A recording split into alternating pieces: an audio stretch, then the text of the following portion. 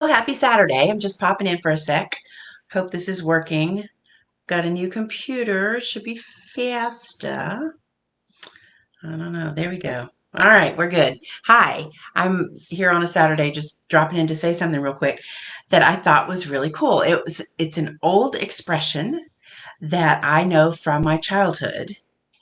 And my daughter and I really like to watch the show Hometown on HGTV. It's a couple in Laurel, Mississippi who make over houses. It's a home improvement show, I guess. And so this couple are so cute. They're so cute. Erin is the young wife, and she's the designer and the artist and everything. And then her husband, Ben, is this giant bear of a man with a beard to match. And he's just sweet and funny, and they're just wonderful. And they do all this beautiful work. And they're in Laurel, Mississippi. And Erin is from there, and they met at college. So Ben's not from there, but he's been there a long time. So sometimes, most of the time, the people who are their homeowners that they're fixing up their houses are from Laurel or environs there too. And so, it's a very southern kind of place, very much, in the accents and the traditions and the expressions that we use in the South. So, of course, y'all, you've heard that. But this was one that got me. They were building a house or renovating a house for a local man whose trailer home was destroyed in a tornado. Surprise. And bless his heart. That's one of the things we say, bless his heart. So anyway, they redid the house for him, and it turned out that his grandfather had built that house.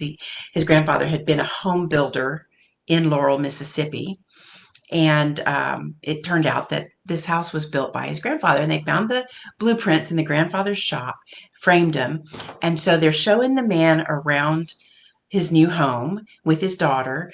Nice man. And he was loving all the things they had done for him and blah, blah, blah. And they said, and these are the blueprints for this house. And he went, oh, great. And then they said, we found these in your grandfather's shop. Your grandfather built this house. And the man said, come on now. Come on now. Come on now. I mean, he just said it once. Come on now. And so all of a sudden, I mean, it just took me back. It took me back. Come on now. Oh, come on now. Now, I would usually hear that as like sort of like an admonishment and encouragement together. Like, oh, do I have to go to piano lessons? Oh, come on now. Like, don't act like that. Come on. Or in this case, he said, oh, come on now. And it meant, I can't believe that. That's such a neat surprise, like, oh, I can't believe it. Come on now. I can't believe you don't want to go to piano lessons. So, it's both there, but have you ever heard this expression? Oh, come on now. Come on now. Oh, I just loved it. I just loved it. It really took me back. Growing up in East Texas and with grandparents, my mother's parents lived in East Texas and she was born there. My dad was a Houstonian. And my grandparents were very East Texas, the way that they spoke and kind of the way that things were expected to be done and stuff. And the thing is, East Texas is very much like, well, it's very much like Western Louisiana, but it's also different from the rest of Texas, which you may not know. East Texas is very much like the Deep South in a lot of ways, good and bad. Yeah, with all that entails. But we have the piney woods in East Texas, and the Pine Belt, runs from the East Coast over to Texas, down in the Deep South. And so we had tons of pine trees and hardwoods and stuff like that, dogwoods and all kinds of redbuds and beautiful things. Anyway, to hear this guy say, "Oh, come on now," when he was taken aback, when he was surprised, when he was incredulous, it just took me back. It really, really did. I mean, you know, being from East Texas and being so similar to the people across the South, but also expressions and accents that really range up through Appalachia. When you get down into East Texas, it sounds more like Appalachia than Georgia, for example. So you hear people say things like, "Oh, come on now." I loved it.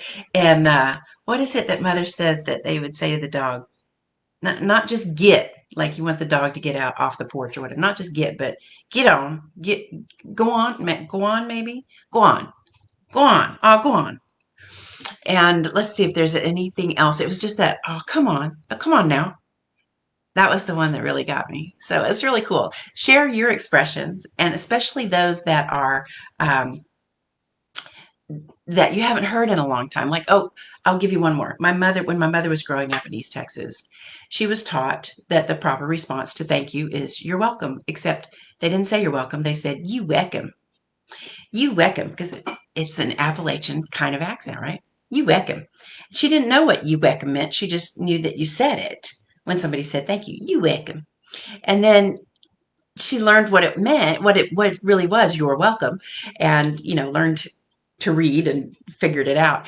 But then one day, several years ago, before my grandparents died, she was up there in their hometown, and she was leaving a shop and said thank you, and the lady said you welcome, and she thought, oh man, that took her back. It took her back. You welcome.